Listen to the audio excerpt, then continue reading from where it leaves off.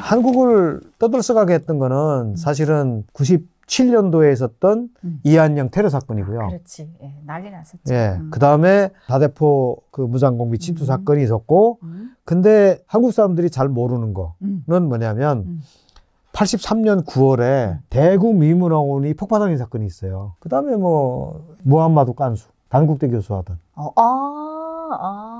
아랍어를 잘하니까 김일성 통역도 하고 김일성 통역하던 사람 데려다가 공작을 시킨 거예요.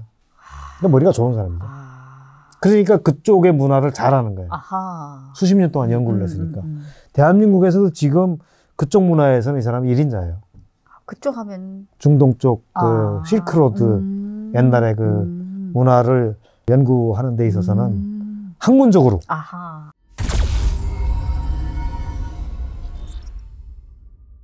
그러면 지금 첫 번째 1차 때는 우리 박사님께서 90년도에 들어왔다가 2차 때 95년도에 들어왔다 하셨잖아요.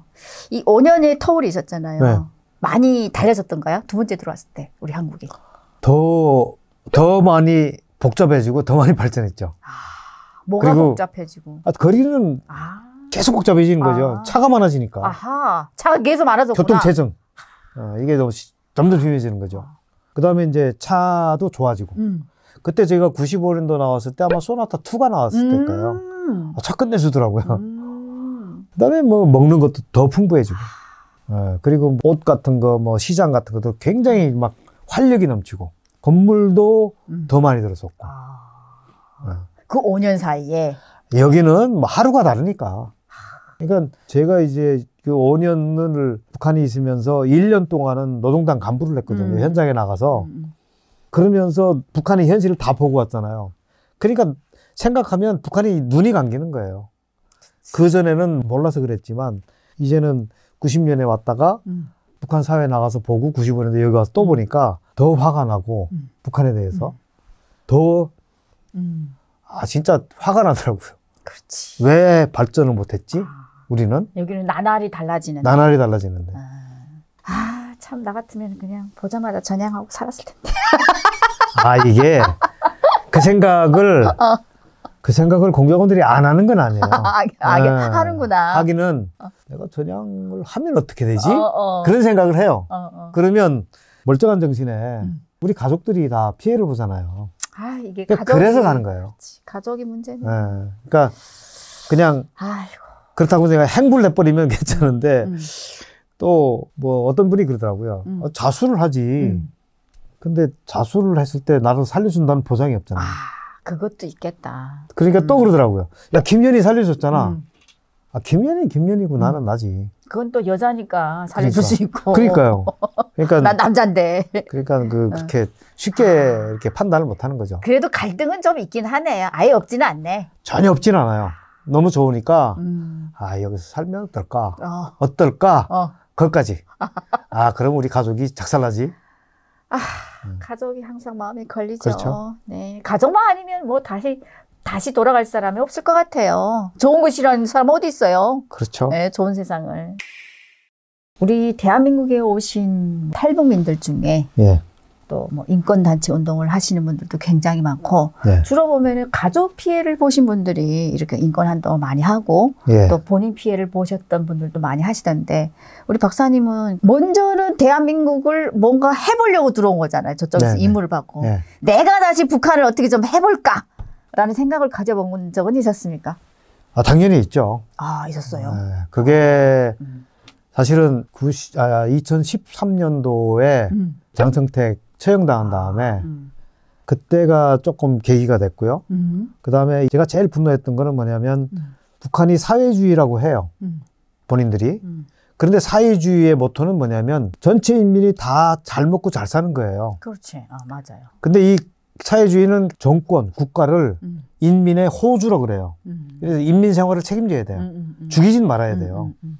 근데 일단 아사자가 나왔고요. 그래서 저는 이 국가를 통치하는 통치자에 대해서 통치자의 책임이 있다라고 생각을 했고요.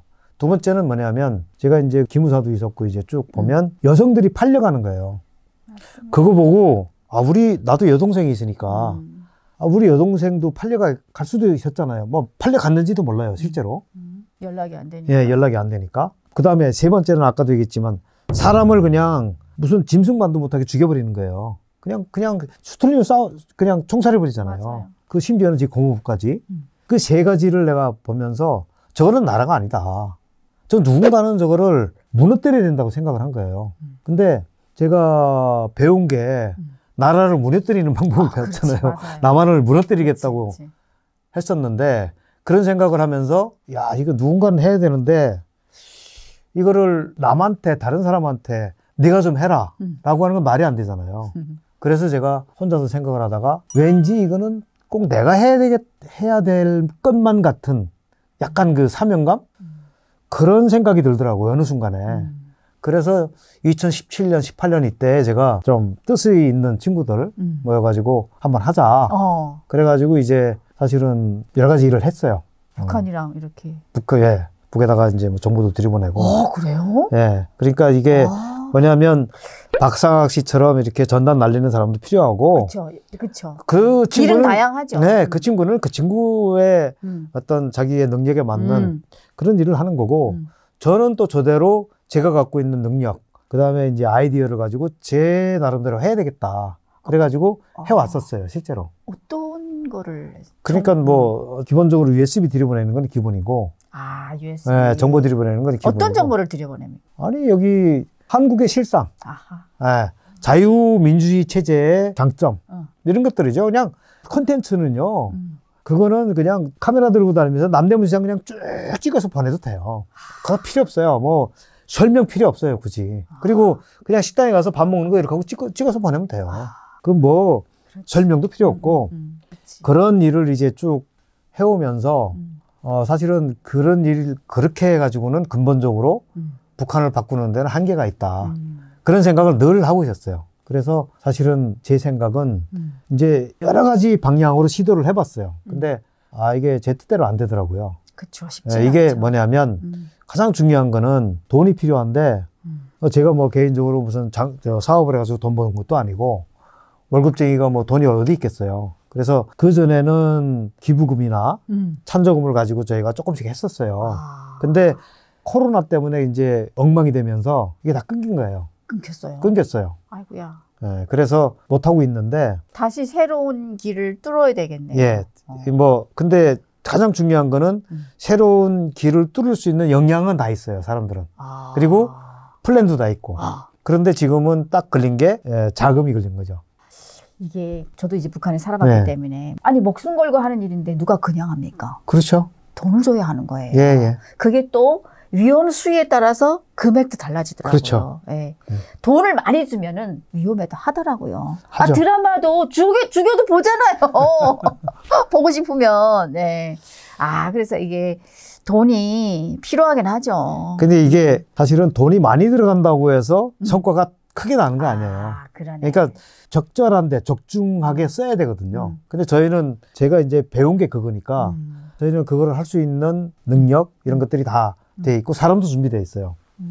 그래서 제가 지난번에 어떤 종교단체에 나와서 제가 강연을 하면서 그런 얘기를 했었어요. 무슨 얘기를 했냐면 한 1,000억 정도만 있으면 1,000억이면 비행기 한 대 값이에요. 비행기 한 대 값도 안 돼요. 그렇지. 우리 지금 대한민국의 한 해 국가 예산이 600조가 넘어요. 근데 1,000억은 사실은 해발의 피해요. 그렇지. 그래서 제가 그런 얘기를 했거든요. 1,000억 정도만 되면 북한 김정은 정권 무너뜨리는 건 일도 아니다. 야, 진짜 맞는 얘기네요. 그렇잖아요.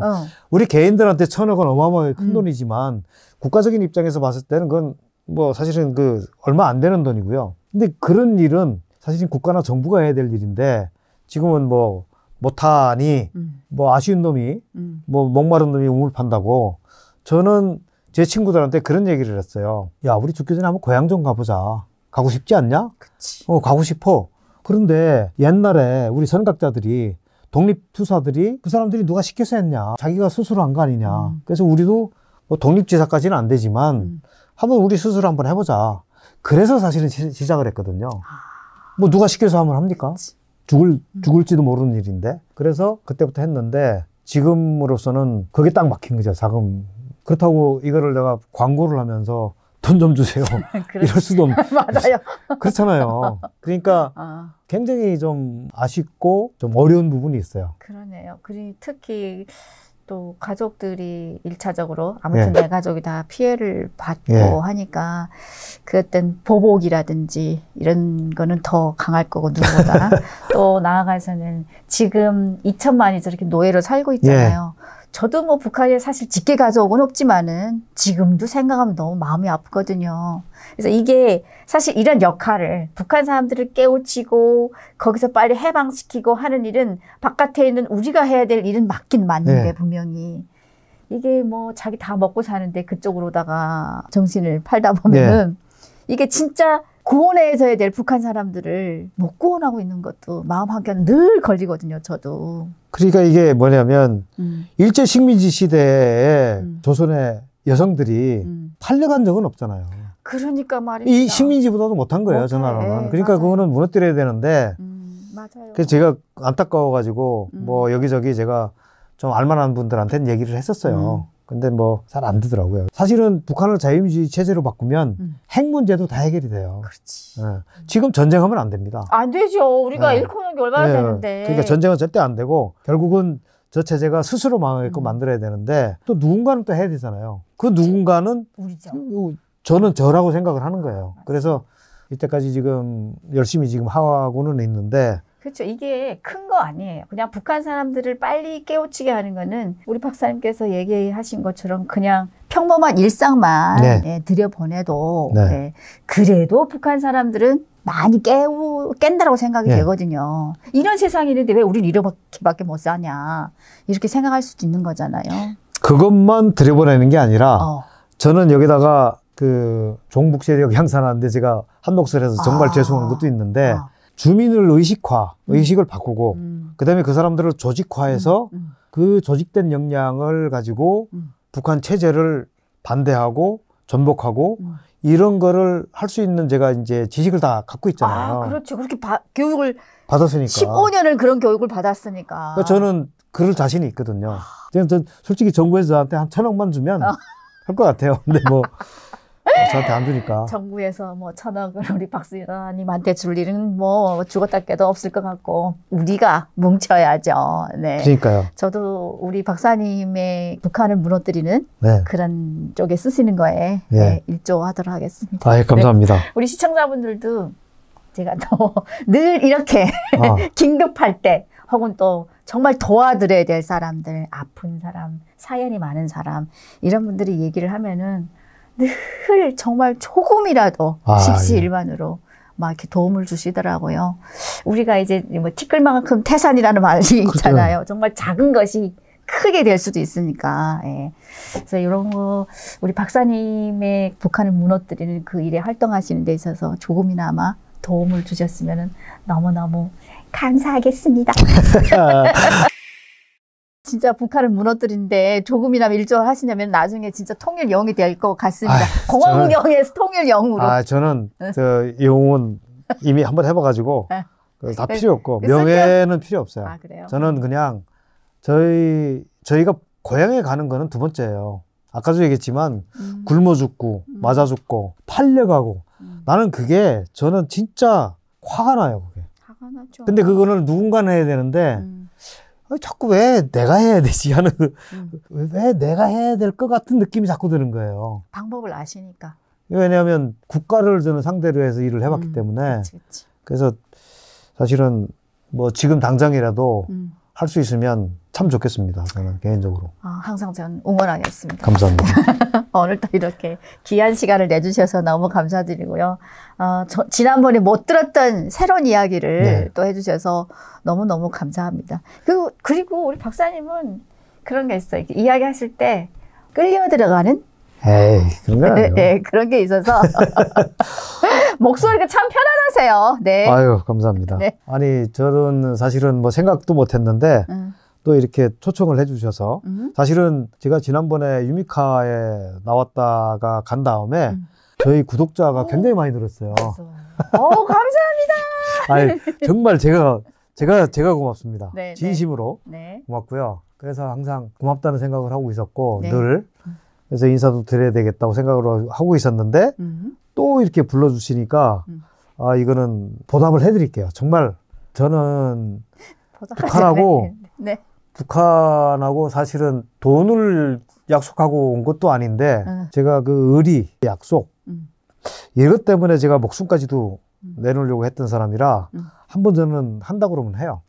뭐 이미 죽었다 살았는데 뭐가 무서울 게 있어요. 제가 하고자 하는 일은 끝까지 한번 해볼 생각이에요. 저는 진짜 죽을 때까지 다른 거 할 게 없어요. 왜냐하면 애들은 다 커서 이제 자기 먹고 살 거니까.